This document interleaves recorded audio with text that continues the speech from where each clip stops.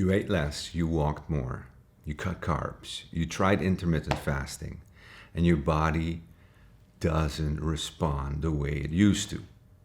Or it worked for a few weeks and then stopped. I want to tell you something most fitness and diet advisors will never tell you.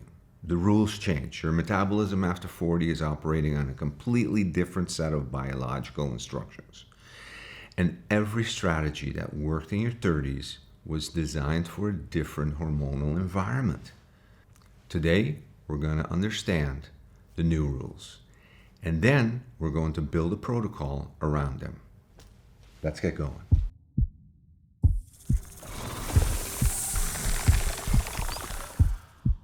Let's start with the biggest misconception. The calorie model is not wrong. Energy balance is real.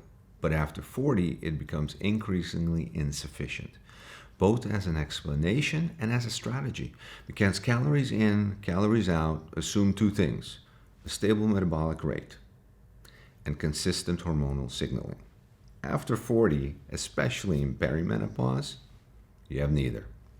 So, first, your basal metabolic rate declines, not primarily because of age, but because of muscle loss. Muscle is metabolically active tissue, right? When you lose muscle, your daily energy expenditure drops. Women who maintain muscle mass maintain metabolic rate. Fact. This is why resistance training is not optional after 40. It's a metabolic medicine. Period. Insulin sensitivity changes after 40. Estrogen is a major regulator of insulin sensitivity. When estrogen declines, cells become more resistant to insulin. And what happens then? Your body shifts into storage mode. Yes, horrible. You store more fat, especially visceral fat, the dangerous kind, even at the same caloric intake, that midsection. Third, cortisol reactively increases, the stress hormone. Estrogen and progesterone normally buffer your stress response.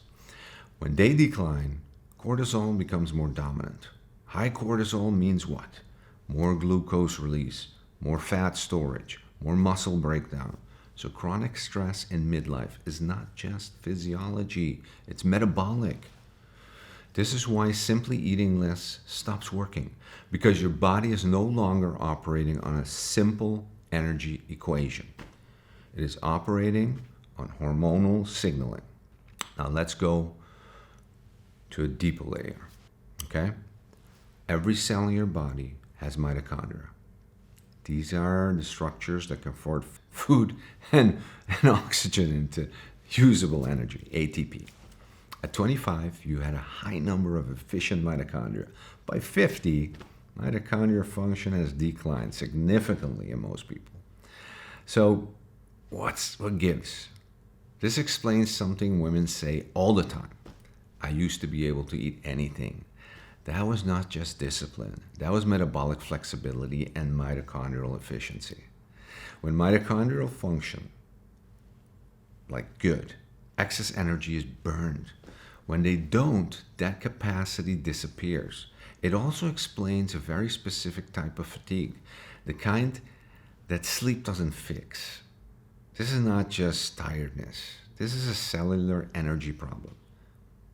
Now let's be precise, because this is where a lot of misinformation exists. You will hear about NAD plus boosters, NMN, NR, but the reality is this. We do not have strong human evidence that oral NAD plus precursors meaningfully increase intercellular NAD plus when it matters inside the muscle, inside the mitochondria.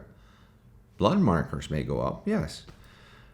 Function does not reliably follow. So instead of chasing supplements, we target what actually drives mitochondrial function. Resistance training, number one. The most powerful stimulus for your mitochondrial biogenesis. Zone 2 cardiovascular training, sustained moderate effort that improves mitochondrial efficiency. Muscle mass itself, your largest metabolic organ.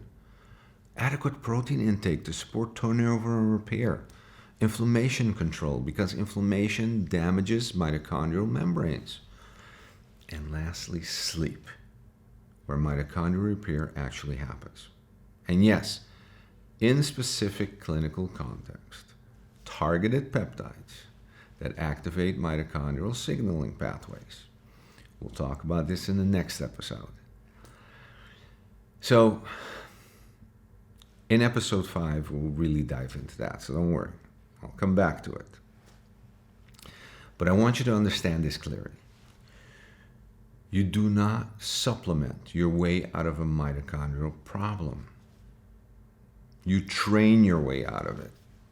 Now let's move to application, okay?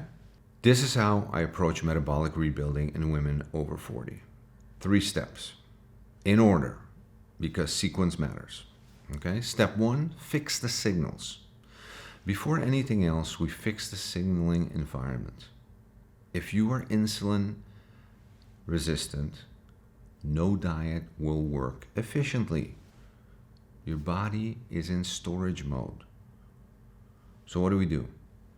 Reduce refined carbohydrates, stabilize blood glucose, improve sleep, manage cortisol, and when appropriate, optimize hormones. This is critical, because we are not putting better fuel into a broken system. We fix the system first. The next step, we're going to try to rebuild the engine. Now, we rebuild mitochondrial capacity. This is where most people skip ahead and get stuck. Minimum standard. 1. Non-negotiable. Resistance training, at least 3 times per week. Progressive overload, not just movement, actual stimulus. Zone 2 cardio, 2 to 4 sessions a week. Not high intensity, controlled, sustained effort is what I want. This is what actually trains mitochondria. Then we support it nutritionally. Adequate protein, micronutrient sufficiency, anti-inflammatory nutrition, and in selected cases, advanced interventions like peptides. But those come after the foundation is in place. The third step, feed the structure. Now we build and preserve muscle. Protein is not optional after 40. It is the primary construction material for muscle, and muscle is your metabolic anchor. So the recommendation, as always, 1.6 to 2.2 grams per kilogram of ideal body weight. Higher than conventional guidelines, I know, but consistent with the evidence for preserving lean muscle mass in midlife. But let's make something very clear. The goal is not weight loss. The goal is body composition. 2 women can weigh the same and have completely different metabolic health, energy levels, hormonal balance, disease risk. What we are driving for is higher lean muscle mass, lower visceral fat, improved insulin sensitivity, a body that responds again. Because once body composition improves, metabolism follows, not the other way around.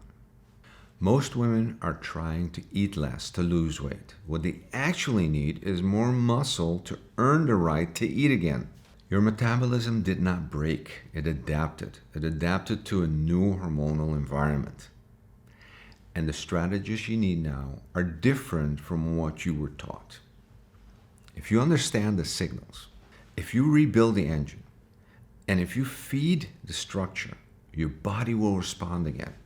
In the next episode, episode 4, is where we go deeper. Fat loss specifically. The hormone and peptide protocols that actually work in this stage.